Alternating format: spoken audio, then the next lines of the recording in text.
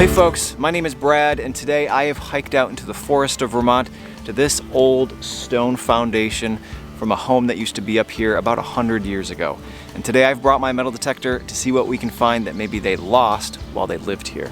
Now, if this is one of my first videos that you've seen, I post one of these every single Friday. So if you like what you see, consider subscribing or just come on back next week.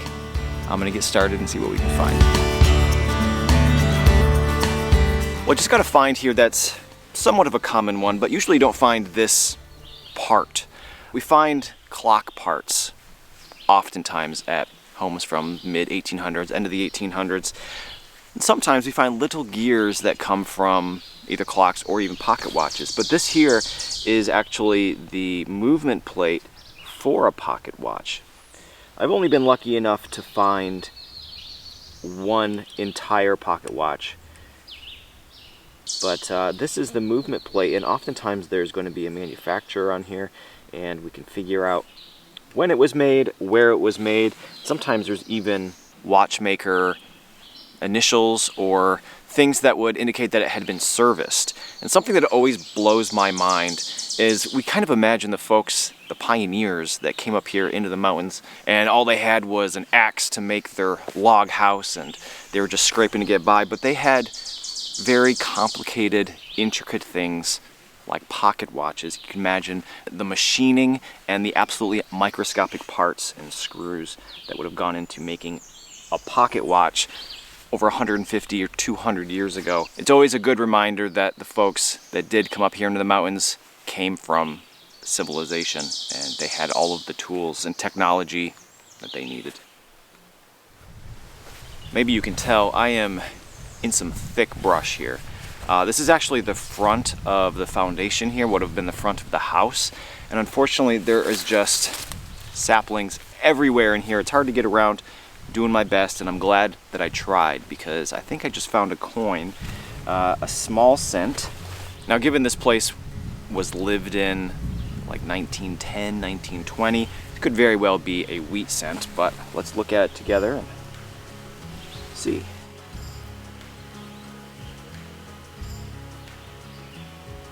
No, it seems kind of thick. Oh no, it is. A wheat cent. 1915.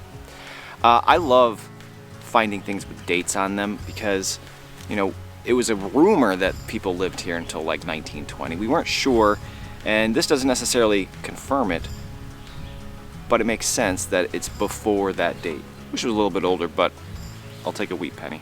And on the topic of wheat cents, a few weeks ago now I found one that was 1909. And I probably got over 100 comments asking if it was the very special 1909 wheat penny, which it was not. I would have mentioned if it was. I'm aware of that variety of wheat pennies, and that wasn't, neither is this, unfortunately. Well, if this is here, maybe it was a spill, maybe there's some older ones, maybe there's some silver ones. Only one way to find out. You know, it's kind of funny. I've talked before in previous videos how if I find a piece of modern trash, like on the surface of the ground or even underground, for some reason I feel like I should avoid that area now, which is a terrible idea, because just because there's modern stuff on top doesn't mean there isn't older stuff underneath. And I just found this thing. I don't have any idea what it is, but it doesn't look old to me. It's like part of an engine or something. I should probably get out of this area. I started walking away and I got a pretty good target, and I said, oh, it's probably gonna be more of whatever the heck this thing is. But I'm pretty sure I've got a ring here. I think it's brass. I haven't really looked at it, but I think that it's quite a bit more interesting than the typical brass wedding bands that we often find up here in the mountains. But this one, it looks like it might be monogrammed, or I don't know. Let's get it cleaned up a little bit. It certainly looks like there should be something in the middle, doesn't it? Unfortunately, it doesn't look like there's anything in the center there that I can see right now. You can see that since it is brass, it has this brown flaky crust on there. And once this dries out, that's going to come off a little bit, and maybe it will reveal something in the center. It's just a beautiful women's brass, I'm gonna say Victorian ring. I almost never find old jewelry at places like this. They hung on to that stuff, tried their best not to lose it, and generally they did a pretty good job, but this is a great find.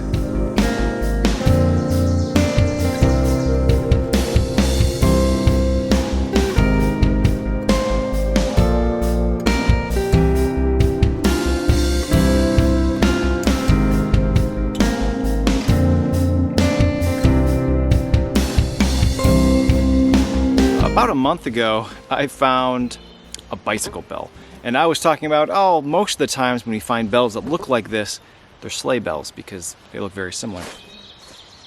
That's what this is. This is a sleigh bell. And while it does look like a bicycle bell, this would have been on the shafts of a wagon or a sleigh. Being up here in the mountains of Vermont at this altitude, they would have snow here until probably April. So there's a good chance this was on a horse-drawn sleigh. And it's fun to kind of imagine, you know, maybe it's 1880 and you're out here, it's a Sunday, you're enjoying the day on the farm and you hear jingle, jingle, jingle off in the distance. A wagon has come, maybe a friend or a family member to visit for the day. And I don't know, they've lost this one. Broke off. Cool find. Well, I just found a sealed container. And I just wiggled the top and it seems like it's going to open with no trouble. Now, given the things we found here so far and the age of this place, this was probably like an ointment or a makeup or something to that effect. So I'm going to guess, before I open it, that the contents are remnants of that. But who's to say somebody didn't use it up and then just fill it full of all of their gold coins and then promptly drop it on the ground and forget about it. It's already, it wants to open so bad. I don't see any writing or anything on the outside, but it does appear to be somewhat decorative. Maybe not. Let's check it out.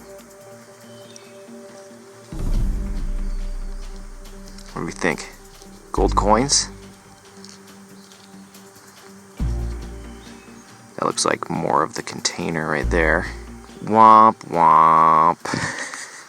But I mean, that's always the case. I've found several little containers like this over the years, and yet to find one full of anything other than the old contents. Back in like the 1800s was the heyday of snake oil salesmen.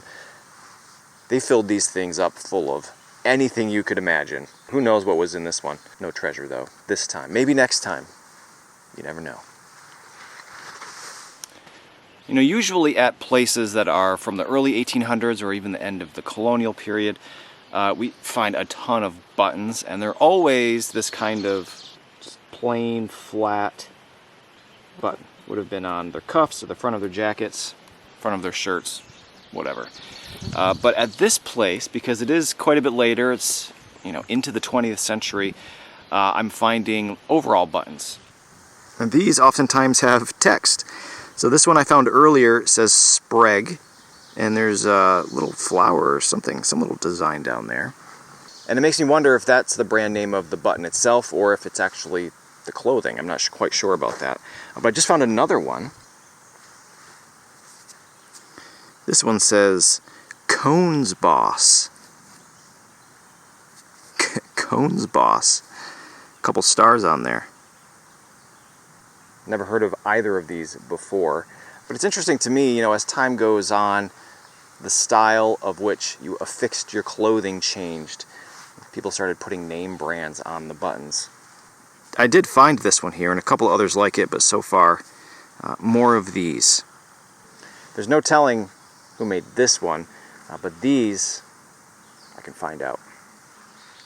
One of the first things that I found today was that pocket watch movement plate. You can see here. And then a little bit later in the day, I actually found another piece of it. I don't know if this is the same one. Likely it is. except for all of the little gears and stuff, I found almost the whole thing, except for the case, which I just found. Now, I don't know if it's the same one. It might be. Wow, look at this. What do you think? Is this gonna fit right in? Yeah, it does. That's incredible. But there you go, almost an entire pocket watch. And even the inside is gold plated. It sounded great on the metal detector. You know, huge circle of brass like that. I think all of the other ones I found in the past were missing this bit up here with I don't think this would have been the winder. I think this was probably to set the watch. And they would have had another spot to do the winding. I'm not sure when they invented the double action set and wind pocket watches, but I think that this is probably before that. But I could be wrong. That's an awesome find.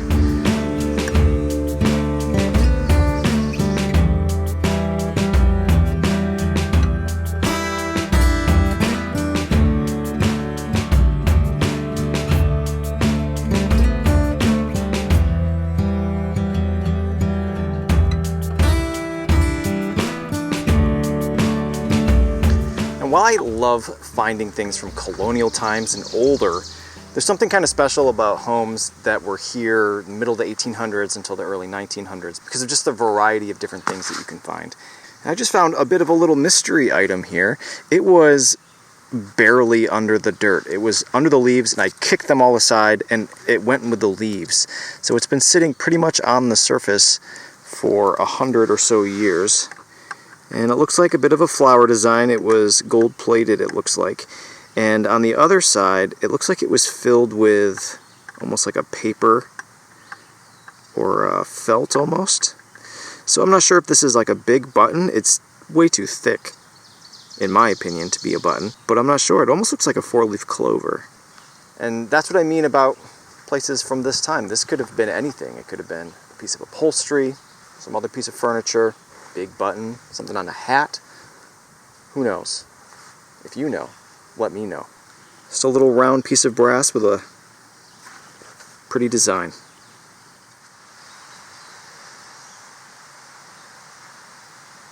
Black flies are brutal today. Got my head net, but I'll put it back on after the camera turns off. I came down a ways from where the home is. Maybe you can hear there's a wonderful little stream behind me. Spring birds are in the trees. Wonderful. I came down away from the home because I'm finding a lot of like flat tinned sheet metal. It's getting discouraging. So I came down a bit and I just found down in what was presumably a field, agricultural field, is another little piece of fashion here, a suspender. And as I was saying earlier, it's always interesting to see kind of the change of fashion throughout the years. We kind of see shoe buckles and tomback buttons, and then we start seeing more of these kind of flat brass buttons. And then these things start showing up along with those overall buttons. And whenever I find something like this, I'm always reminded, you know how out in the world every once in a while you run into somebody who still dresses very much like it's the 80s or the 90s. I wonder if folks back then would see somebody with some shoe buckles on their feet and be like, oh, get a load of this guy. That was out of fashion 20 years ago. Get some suspenders, buddy. These are a bit of a common find for the same reason we find a ton of buttons breaking off working in the farm. We find these as well. Interesting nonetheless. Old broken suspender. Well, it has been hours since I found that wheat penny. And I rechecked my hole and there was another one down there, a tiny little coin spill of 2 wheat pennies. And I've just been doing loops around the home site. I found my way back to that spot and I rechecked again using a different program on my metal detector, and I found 2 more. And I just found a different kind of coin. Now it's not silver, but it is one that I don't find very often whatsoever. A buffalo nickel. I can't believe it. I spend the majority of my time at fairly old places, colonial places, early 1800s, and these just don't come up very often there. Now I know these are notorious for not being able to read the date, so I'm gonna have to wait till I get home to even attempt, but an old buffalo nickel.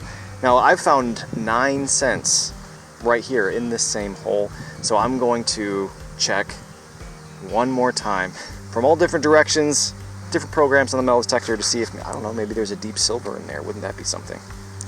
But I'm certainly happy with this buffalo nickel. As silly as it sounds. All right, folks, well, I hate to say it, but it's the end of the day. This place is absolutely beautiful, and I always have a blast finding things from this time period. End of the 1800s, early 1900s, you never know what you're gonna find. And today, I found a bunch of old coins, some old jewelry, but you can probably tell from all the dirt on my face, I have been slapping black flies nonstop, so I'm gonna get out of here. I've got everything I found over here on this log. Let's take a look. And here we have the pile of treasures for the day. Over here out of frame, we have a salt shaker lid. This is a Larkin Soap Co. cold cream container. I'm gonna guess that's closer to the 1920s. An old buckle, whatever the heck this thing is, a couple unidentifiable brass flanges, sleigh bell, and our container, which we were hoping there would be coins in, but unfortunately there wasn't. But not too far away, I did find 9 cents, wheat pennies, and a buffalo nickel, which I'm pretty excited about actually. One spoon fragment here, a little buckle, suspender clasp, and would you believe it, I actually found, I'm not sure if it's the front or the back of a pocket watch. I don't think it's this pocket watch because this is silver and this was gold plated, but they do fit. And then 2 movement plates. As for buttons, 2 old style, 3 new style, whatever this little pretty clover thing is. And my favorite find of the day is this, I'm gonna guess, Victorian brass ring. Ladies' ring, more than likely. Those do not come up very often in the places that I typically search, so I'm excited about it. All right, folks, I want to thank you again for watching. I hope you enjoyed today's video. Hopefully, I'll see you next week.